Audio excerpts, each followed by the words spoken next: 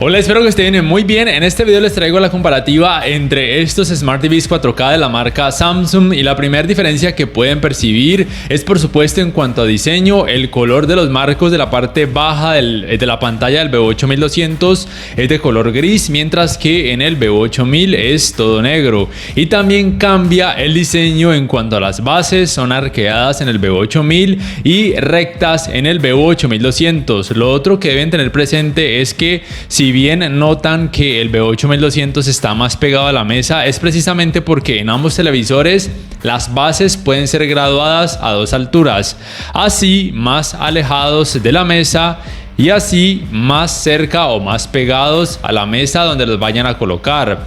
Lo otro que deben saber por supuesto es que en cuanto al sistema operativo es el mismo Tizen propio de esta marca. Ambos cuentan con el One Remote que se puede cargar vía panel solar o vía puerto USB tipo C. La fluidez del sistema operativo a la hora de cargar aplicaciones, a la hora de cargar videos, de saltar de una aplicación a otra es buena en ambos televisores, es prácticamente igual.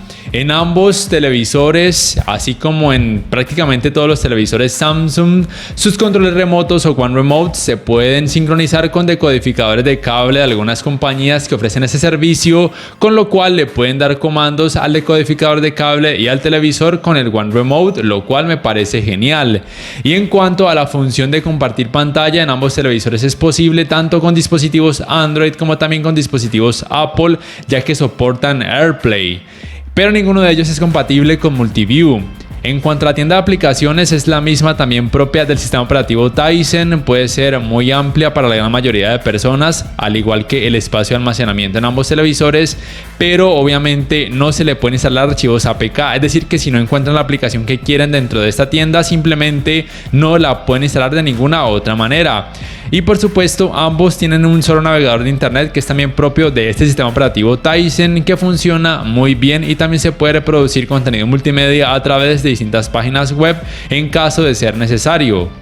Algo importante a mencionar es que ambos por supuesto soportan botón para micrófono para asistentes de voz. En este caso aquí en Colombia solamente soportan ambos el Bixby Voice, y para poder hacerlo funcionar deben iniciar sesión con una cuenta Samsung. Sé que en otros países soportan además el Amazon Alexa y también el asistente de Google. En cuanto a la calidad gráfica, primero quiero mencionarles que el demo que están observando en la parte de atrás tiene el modo de imagen estándar en ambos televisores y este demo tiene alto rango dinámico. Ya que lo menciono, el alto rango dinámico solamente se puede activar de forma automática y solamente cuando el contenido tiene como tal algún tipo de tecnología de alto rango dinámico.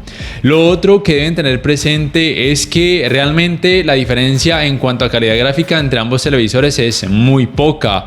Si ponen mucho cuidado, sí que pueden notar un poquito más de brillo y un poquito más de saturación de color en el VU8200, pero la diferencia entre ambos televisores no es muy grande. Aquí, sea cual sea que escojan en cuanto a brillo y colores, prácticamente van a observar resultados muy similares, muy pocas diferencias entre ambos y quedarían más que satisfechos con cualquiera de esos dos televisores. Lo otro importante es que el escalado de imagen en ambos televisores también es igual, tienen el mismo procesador de imagen. Para esto utilizo el modo de imagen Filmmaker. Los resultados son similares o prácticamente iguales, simplemente que solamente a partir de 1080p o Full HD no van a notar partes pixeladas y el contenido de hecho pareciera que tuviera un poco más de resolución, aunque aún así no se va a alcanzar a mostrar en 4K, solamente a partir de 1440p. Ahí sí el trabajo de escalado de imagen en ambos televisores haría asemejar mucho los resultados a un 4K nativo, y por supuesto ambos Smart TVs pueden reproducir contenido en 4K nativo tanto en rango dinámico estándar como en alto rango dinámico sin problemas. Una pregunta muy recurrente que surge actualmente es ¿qué tan buenos son estos televisores para ver fútbol, para obviamente poder disfrutar del próximo Mundial de Fútbol? Debo decirles que tienen buena uniformidad de colores grises, con lo cual tienen muy poco efecto de pantalla sucia. Por tal razón no se van a notar manchas de ese efecto de pantalla sucia a la hora de observar partidos de fútbol o deportes en general u otro tipo de escenas donde en pantalla prime un color en un gran porcentaje. Lo otro tiene que ver en cuanto a manejo del movimiento. No es tan bueno como otros televisores Samsung de gama de entrada. Por cierto, estos televisores son de gama de entrada de este 2022. Entonces repito, el manejo del movimiento no es tan bueno como otros televisores Samsung o como otros televisores de gama de entrada de otras marcas, pero tampoco es terrible, es muy aceptable. Sí que se puede notar un poco de efecto de vibración, pero no es nada alarmante, y la verdad es que a la hora de ver deportes, fútbol en general, pueden ser muy buenas opciones de bajo presupuesto, sobre todo si les gusta como tal la marca Samsung. Para el apartado gaming también pueden ser opciones muy decentes de bajo presupuesto. Simplemente tengan presente que ninguno de ellos tiene como tal tecnologías avanzadas, y si entran al modo juego de ambos televisores, lo único que tienen así medio avanzado es el HDR juego, conocido también como HGIG o HDR Gaming Interest Group, que a veces ayuda a mejorar un poquito el brillo y el contraste en algunos videojuegos que soportan alto rango dinámico, pero a veces no se notan diferencias activándolo o desactivándolo. Lo otro es que ninguno de ellos soporta puertos HDMI 2.1, no soportan los 120 Hz de frecuencia de actualización en ningún tipo de resolución, y tampoco soportan tecnologías de frecuencias de actualización variables, es decir, que no soportan ni G-Sync ni tampoco FreeSync. Lo otro tiene que ver con el tiempo de input lag. No posee un dispositivo que me permita medir estos valores, pero de acuerdo a la práctica y conociendo los valores de otros televisores, basándome en esos resultados, podría tal vez suponer que en estos dos, esos tiempos de input lag podrían oscilar tal vez entre los 9 y 10 milisegundos. Sea como sea, en la práctica me parece que en esta área ambos televisores muestran muy buenos resultados y pueden ser más que suficientes para casi cualquier gamer que sea exigente.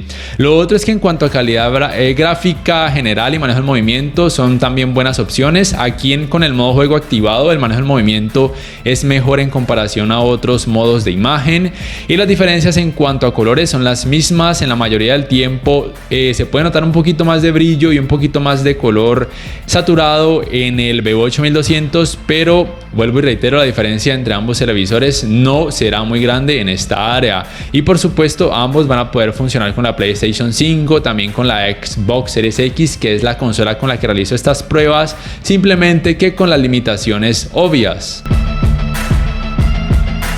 Otro aspecto muy importante tiene que ver, por supuesto, con el rendimiento en escenas oscuras. Estos tamaños de 55 pulgadas tienen panel VA. La mayoría de tamaños que he podido revisar en las tiendas de ambos televisores tienen panel VA, 50 pulgadas, 65 pulgadas, 60 pulgadas. No sé si esto puede variar en el resto de países, por lo menos aquí en Colombia tienen panel VA. La tecnología de retroiluminación es LED Edge, tiene una relación de contraste digamos que muy decente, pero como tal el rendimiento en escenas oscuras no es tan bueno como otros televisores tanto de Samsung como de otras marcas de este y de otros años de gama baja, pero es muy decente la mayoría del tiempo. Pero sí que se puede notar efecto clouding, aunque sea muy poco, y leves sangrados de luz o leves manchas de nubosidad en algunas partes de la pantalla. Esto también puede variar dependiendo de cada unidad de estos modelos, entonces es para que tengan eso muy presente. No son los mejores en esta área a pesar de que tienen panel VA, pero tampoco son terribles. Otro aspecto también muy importante tiene que ver en cuanto al sistema de sonido. El rendimiento en ambos televisores desde mi punto de vista es prácticamente igual. Tienen la misma potencia, las mismas tecnologías. También ese rendimiento puede variar dependiendo a cada tamaño de sus televisores. Por ejemplo, los tamaños de 50 pulgadas de ambos tienen un menor rendimiento, aunque muy leve, y probablemente tamaños más grandes puedan tener un mejor rendimiento. Entonces aquí les dejo una pequeña prueba para que puedan juzgar eso por ustedes mismos.